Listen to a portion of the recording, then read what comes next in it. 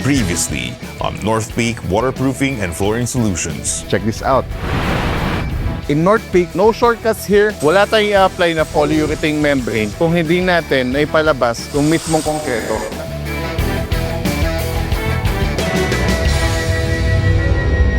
Hi, this is John of North Peak Waterproofing.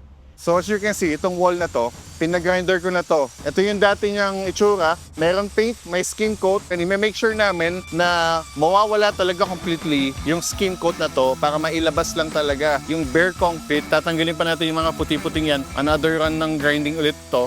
Pero ngayon, napalabas na natin yung ating concrete before we do yung ating mga detailing process, which is yung paglalagay ng polyurethane na sealant sa mga cold joints at saka sa mga cracks na yan. Lalagyan din natin yan ng mga fast setting mortar cement kagaya ng Bostik power plug para talagang masabi natin na watertight ito before we do the PU membrane.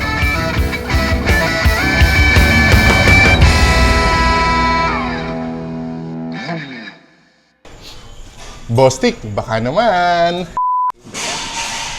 Bostik, ito ka, naglag to.